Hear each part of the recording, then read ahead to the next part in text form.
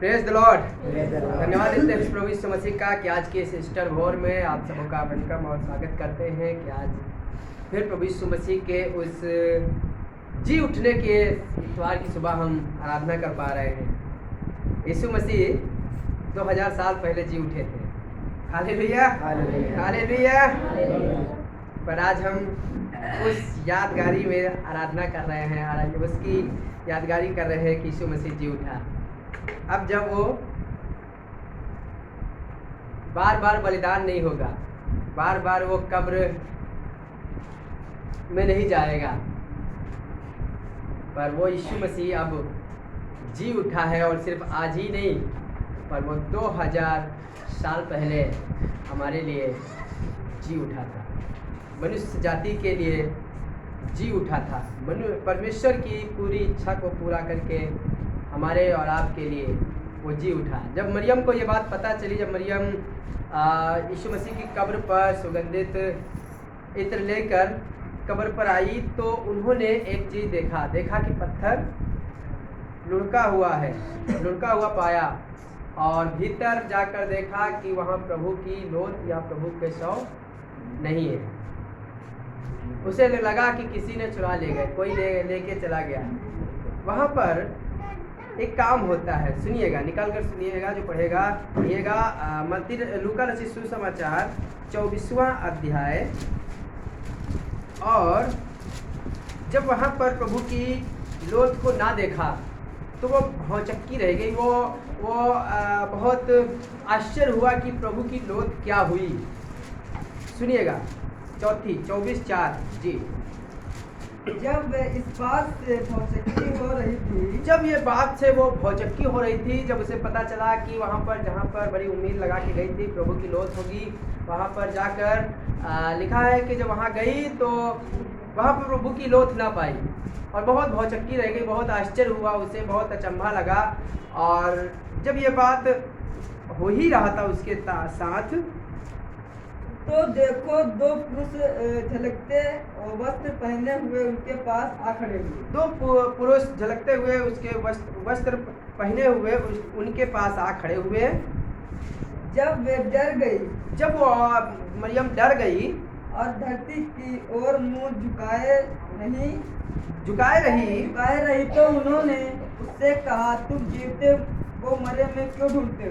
तो जीवितों को मरे हुओं में क्यों ढूंढती है? कई साल हो गए प्रभु की आराधना करते करते, और आज भी हम मरे हुए चीज़ों में ढूंढ रहे हैं। बहुत से खादिम आकर, बहुत से भविष्यवक्ता आकर, बहुत से लोग आकर, प्रभु के सेवक आकर इस बात को बता रहे हैं। और इसे भी जब बात पता चली तो ये जाकर अपने उन चेलों से जाकर यह बात बताती है, खुशखबरी बताती है, यीशु जी उठे हैं। वो उन्हें भी विश्वास नहीं होता है। कई बार हमें भी कोई आकर बताता है और हमें विश्वास नहीं होता है। पर मैं बताना चाहता हूँ, वो यीशु मसीह जो सामर्थी है, वो पावरफुल है, जो जीते जी पावरफुल और सामर्थ के साथ किया, उसे मौत रोक न सकी, उसे रोमी सरकार की मोहर बंद ना कर सकी, और वो जी उठा। मैं सुबह सोच रहा था, जब परमेश्वर को काम करना आता है, जब उसे कुछ करना होता है, तो उसे दुनिया की कोई ताकत रोक नहीं सकती, बंद नहीं कर सकती। जब वो काम करने लगता है तो कोई भी उसके काम को रोक नहीं सकता, क्योंकि वो परमेश्वर है। लिखा है, जब वो कहता है तो चीज़ें होती हैं, और जब वो आज्ञा देता है तो वास्तव में वैसा हो जाता है। मतलब जहाँ पर कुछ होता भी नहीं है, वहाँ पर आसमान का परमेश्वर अर्थात यीशु मसीह कर देता है जब वो आज्ञा देता है। एक राजा के बारे में जिक्र करेंगे जो मैंने सानू भैया से सीखा था, और मैं भी चाहूँगा कि इस कलीसिया में, अपनी कलीसिया में इसको बयान कर सकें। एक राजा जो किसी से नहीं हारा, और उस राजा का नाम है, मालूम है किसी को? कोई लड़ाई, जितनी लड़ाई लड़ी वो नहीं हारा।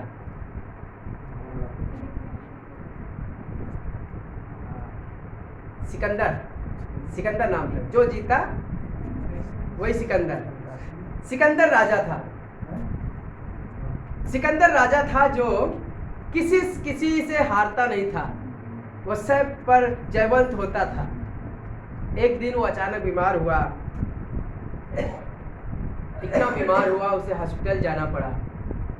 बहुत धनवान, पैसे वाला, सब कुछ। उसे लगा कि अब हम सबसे तो जीत गए पर एक से हम हार जाएंगे। और पता है क्या है? मौत, मृत्यु से हार जाएंगे। और जब वो हॉस्पिटल में था तो पहले ही से अपने लोगों से कहा, जब मैं मर जाऊं तो कोई मेरे तिकती को न उठाए। वो डॉक्टर जो मेरा इलाज कर रहे हैं वो मेरी तिकती को, मेरी लाश को उठाएं। अभी कहने लगा,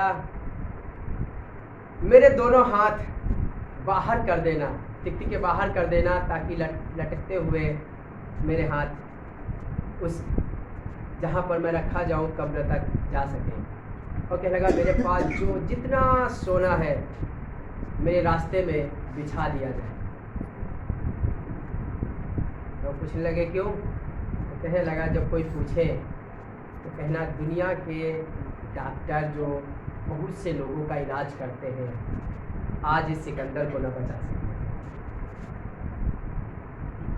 हाथ इसलिए बाहर कर देना कि राजा के पास बहुत कुछ था पर इसका सब कुछ इसे बचा न सका। मेरे पास जो कुछ सोना चांदी है, जवाहर है, जो कुछ मेरे पास है, सब जाकर हीरे मोती हैं बिछा देना, जहाँ तक मुझे कब्र तक ले जाया जाए। और जब लोग पूछे तो कह देना, इसका सोना चांदी से बचा नहीं सका। वो सिकंदर जो बहुत सी लड़ाइयाँ लड़ता था और जीत कर आता था, इसीलिए तब से ये कहावत पड़ गई, जो जीता वही सिकंदर। आज मौत से हार गया, इतना ताकतवर, मृत्यु से जीत न सका। और मैं बताना चाहता हूँ, हमारा खुदावंद यीशु मसीह मृत्यु को हरा दिया। हालेलुया।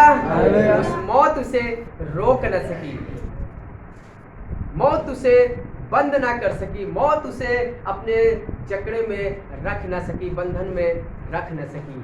वो यीशु मसीह जी उठा और आज भी जीवित है और आप उस पिता के दाहिने बैठकर मेरे लिए और आपके लिए प्रार्थना करता है। हालेलुया। दुआ करता है। निकाल कर पढ़िएगा, पहला कुरिन्थियों 15वां अध्याय उसकी 55 आयत से पढ़िएगा। जी सुनिएगा। हे मृत्यु तेरी जय कहाँ रही? तेरी जय कहाँ रही? हालेलुया। वो यीशु मसीह जो हमारे लिए जी उठा है, मृत्यु उसे बंद ना कर सकी, उस कब्र उसे थाम ना सकी। वो जीवित परमेश्वर हमारे और आपके लिए, मौत की जय उस पर प्रबल ना हो सकी। वो सिकंदर जो किसी से नहीं हारा था पर मौत उस पर जयवंत हो गई, पर यीशु मसीह को पर कोई भी मौत भी उसे हरा न सकी। वो हमारे लिए जी उठा। लिखा, हे मौत तेरी जय कहाँ रही?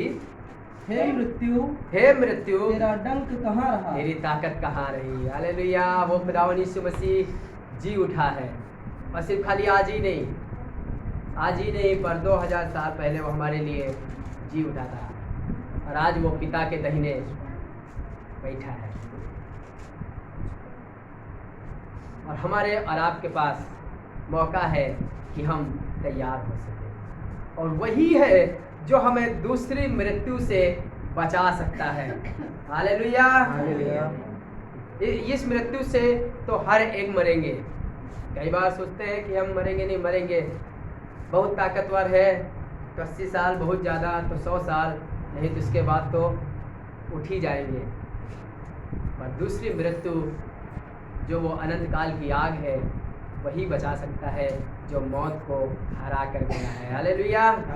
मौत उसे दबा न सकी। हे मृत्यु तेरा डंक कहाँ रहा? मृत्यु का डंक पाप है। अभी लिखा है मृत्यु का डंक पाप है। मैं बताना चाहता हूँ वो यीशु मसीह हमारे और आपके लिए जी उठा। यहोशू इसके बारे में बयान करने लगा। यहोशू की किताब पढ़ेंगे जहाँ पर यहोशू इस बारे में इसके बारे में एक बात कहने लगा। पढ़िएगा यहोशू किताब 13वां अध्याय और उसकी 14वीं आयत पढ़ेंगे जी।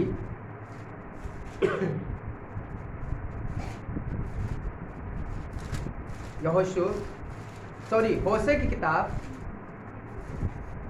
किताब माफ़ी चाहते हैं, हम ही नहीं पढ़ पाए। होशे की किताब और 13वां अध्याय और इसकी 14वीं आयत सुनिएगा, जिसको मिल जाए। मैं उसको अधलोक के वश से छुड़ा लूंगा, मैं उसको अधलोक के वश से छुड़ा लूंगा और मृत्यु से उसको छुटकारा दूंगा। मृत्यु से उसको छुटकारा दूंगा। हे मृत्यु, हे मृत्यु, तेरे मारने की शक्ति कहाँ रही? तेरे मारने की शक्ति कहाँ रही? बहुत से नबी आए, बहुत से लोग आए, बहुत से भविष्यवक्ता आए, पर जो कब्र में गया वो लौट कर ना आ सका। हम लोग गीत गाते हैं, कब्र की गोद में सो गए तो लौट कर आ नहीं सकोगे। जितना जी चाहे जिसको सता लो, कब्र की गोद में गए तो लौट कर आ न सकोगे। पर वो यीशु मसीह जो कब्र को चीरते हुए, मौत को हराते हुए, मौत को पैरों के नीचे कुचलते हुए वो हमारे और आपके लिए जी उठा। मृत्यु तेरी मारने की शक्ति कहाँ रही? हे अधलोक, हे अधलोक, तेरी नष्ट करने की शक्ति कहाँ रही? जो तू नाश करता है वो अधलोक तेरी शक्ति कहाँ रही? क्योंकि यीशु मसीह अधलोक में भी गया। मैं बताना चाहता हूँ वो जी उठा है ताकि हमारे सब चीज़ों को ठीक कर सके। वो यीशु मसीह का आने का उद्देश्य ही यही था, और फिर जी उठा ताकि वो हमें अपने उस पिता से मिला सके, मेल करा सके। जब उत्पत्ति की किताब पढ़ेंगे तो वहाँ पर लिखा है, आदम और हवा के बारे में लिखा है कि परमेश्वर ने उनसे कहा कि अदन वाटिका में उनको रखा और भले और बुरे का फल लगाया और कहा कि जीवन के वृक्ष के फल तक, भले बुरे के फल तक ना खाना। बेखट के सब कर सकते हो। अभी उन्होंने खा लेते, फिर लिखा है जिस दिन तू खाएगा उसी दिन मर जाएगा, मृत्यु आ जाएगी। किस मृत्यु की बात कर रहा था? उस मृत्यु की बात कर रहा था जो हमारी पवित्रता थी, जो हम पर परमेश्वर की महिमा रहा करती थी। दुष्टता हमारे पर प्रबल नहीं होती थी, और वो यीशु मसीह मौत को हराकर हमारे और आपके लिए जयवंत हुआ। आज हम कई बार विश्वास में मर गए हैं।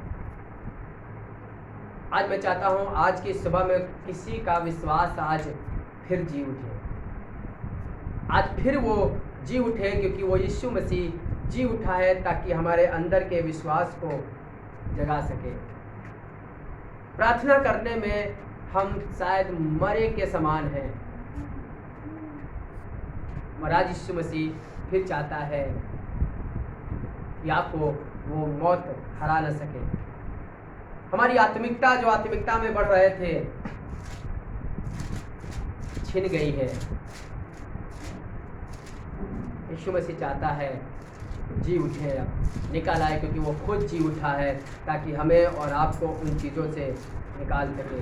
घर में अंधकार है, मृत्यु के समान जीवन व्यतीत कर रहे हैं, पर यीशु मसीह आज लेकर जाइए और कहिए यीशु तू जी उठा है। अपने घरों में इस बात को बोलिए और यीशु मसीह आपके घरों की चीज़ों में मातम को, शोक को आनंद में बदल देगा। जो काम करना शुरू कर रहे थे, जो बिजनेस करना शुरू कर रहे थे, जो दुकान करना शुरू कर रहे थे, जो खेती में करना शुरू कर रहे थे, वो मृत्यु के समान हो गया। पर आज आसमान का परमेश्वर जी उठकर चीज़ों को ठीक करना चाहता है। कलीसिया में जो सोए हुए हैं फिर से वो जगाना चाहता है। जो प्रेम में सो गए हैं, मृत्यु के समान सो गए हैं, यीशु मसीह फिर से जी उठाना चाहता है। जब यीशु मसीह जी उठा कब्र खुल गई तो सबसे पहले वो लोग इस बात को जान पाए थे। कौन थे मालूम है? सैनिक जो पहरा दे रहे थे। पर कुछ लोगों ने उन्हें पैसों देकर दबा दिया और कहा किसी से मत कहना। आज हमारी अभिलाषा हमें दबाने न पाए, आज हमारी कोई कमजोरी हमें दबाने न पाए, हमारे लोग हमें दबाने न पाए यीशु के सुसमाचार सुनाने में, क्योंकि अब वो मरेगा नहीं, अब वो क्रूस पर नहीं जाएगा, अब वो हमारे पापों के लिए मरेगा नहीं, अब वो पर जब आएगा तो न्याय करने आएगा। हालेलुया, समझ रहे हमारी बात? अब वो न्याय करने आएगा और हमें और आपको अब तैयार रहना है, क्योंकि यदि हम तैयार नहीं रहेंगे, यदि हम विश्वास में मर गए, देखा है जब यीशु मसीह बादलों पर आएगा तो सबसे पहले वो पृथ्वी पर देखेगा विश्वास। विश्वास में जो मर गए, जो प्रार्थना करने में मर गए, उनकी आत्मिकता, जो उनके आत्मिकता में जीवन अपना व्यतीत करना शुरू किए थे, मर गए, बिजनेस में मर गए, कलीसिया में सोए हुए हैं, मरे हुए हैं, बुझे हुए हैं, प्रेम में मरे हुए हैं। आज यीशु मसीह फिर से चाहता है प्रेम आ सके, परमेश्वर का प्रेम हम में जाहिर हो सके। अब हम उसे मरी हुई चीज़ों में ना ढूंढें, क्योंकि अब वो जी उठा है और पिता के दाहिने बैठा है। अब वो आ रहा है हमारा और आपका न्याय करने। अब कोई कब्र खोली नहीं जाएगी, अब वो बादलों पर आएगा सिर्फ न्याय करने, और हर एक बात का और हर एक काम का हिसाब होगा। इस जिंदगी का एक एक पाई पाई का हिसाब होगा। इस जिंदगी को किस तरीके से हम और आप व्यतीत किए हैं, हिसाब होगा।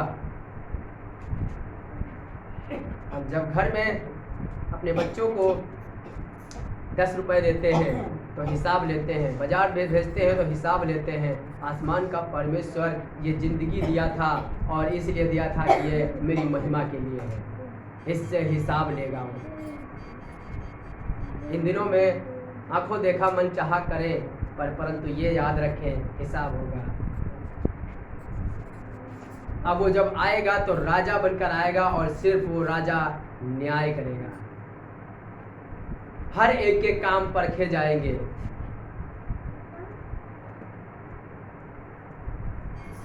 अब हमें और आपको मालूम है कि वो जी उठा है। हम सबको ये बात पता है, यीशु मसीह जी उठा है और कई साल से कलीसियाओं में ये बात बताई जाती है। अभी आज ईस्टर भोर हुआ है, आने वाले 1 साल बाद फिर ईस्टर भोर होगा, और जब तक यीशु मसीह नहीं आएगा बादलों पर तब तक ईस्टर भोर होता रहेगा।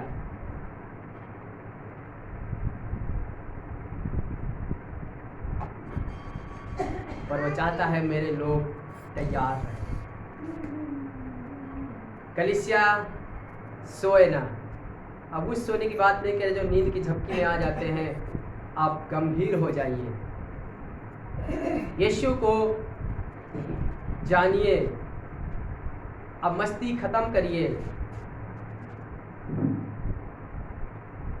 अपनी आत्मिकता बढ़ाइए। कठिन समय शुरू होने वाला है, और यूँ कहें तो शुरू हो गया है। मैं चाहता हूँ तैयार हो जाइए, क्योंकि अब वो बादलों पर आ रहा है, वो बादलों पर आ रहा है ताकि हमारा और आपका न्याय कर सके। आइए अपनी आंखों को बंद करें और प्रभु से प्रार्थना करें। उस मरियम की तरह जीवते को मरे हुओं में मर गए। वो जी उठा है, और आज ही नहीं पर 2000 साल पहले जी उठा था। अब वो आ रहा है। कलीसिया के लोगों सुधर जाइए, अभी मौका है, सुधर जाइए। फिर पछताने से कुछ नहीं होगा। अभी पश्चाताप का समय है, अभी अपनी गलतियों को मानने का समय है, अभी उससे प्रेम करने का समय है।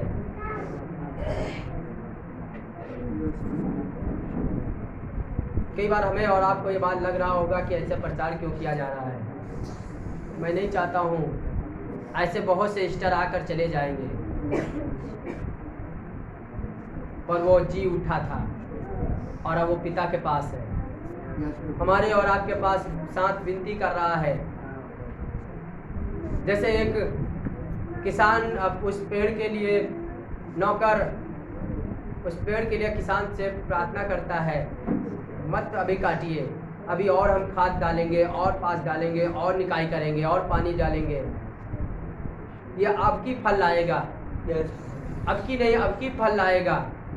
खुदा के लोगों, हमारे और आपके पास अभी मौका है, वो पिता विनती कर रहा है, कह रहे अब सुधर जाएंगे, ये कभी सुधर, अभी तो सुधर जाएंगे, अभी समय अभी सुधर जाएंगे, पर मैं बताना चाहता हूँ सुधर जाइए, उससे प्यार करिए, उससे गंभीरता में लीजिए। Thank you Jesus. प्रभु चाहते अपने लोगों को समझ दे, और प्रभु आपका पवित्र आत्मा हर एक से बात करे कि प्रभु जो प्रार्थना करना छोड़ दिए प्रार्थना करना शुरू कर दे, जो विश्वास में कमजोर हो गए आज यीशु के सामर्थी नाम में उनका विश्वास बढ़ जाए। प्रभु जो कलीसिया में सो गए बुझे बुझे रहते हैं, प्रभु चाहते हैं यीशु मसीह आपकी पवित्र आत्मा के द्वारा वो सामर्थ पा जाए। प्रभु प्रार्थना करते हैं ये नया बल पाकर यहाँ से जाने पाए। यीशु मसीह हम चाहते हैं जो घरों में मातम सा छाया रहता है, आज यीशु के नाम में कहते हैं घरों से मातम मृत्यु यीशु के नाम में जाती रहे। हर एक असफलता की आत्मा यीशु मसीह के नाम में निकल जाए, और प्रभु यीशु मसीह कलीसिया का उद्धार होने पाओ, ये कलीसिया एक तेजस्वी कलीसिया बन जाए। प्रभु दया करिए, हर एक को प्रभु तैयार करिए। प्रभु यीशु मसीह नासरी के नाम में प्रार्थना, आमीन।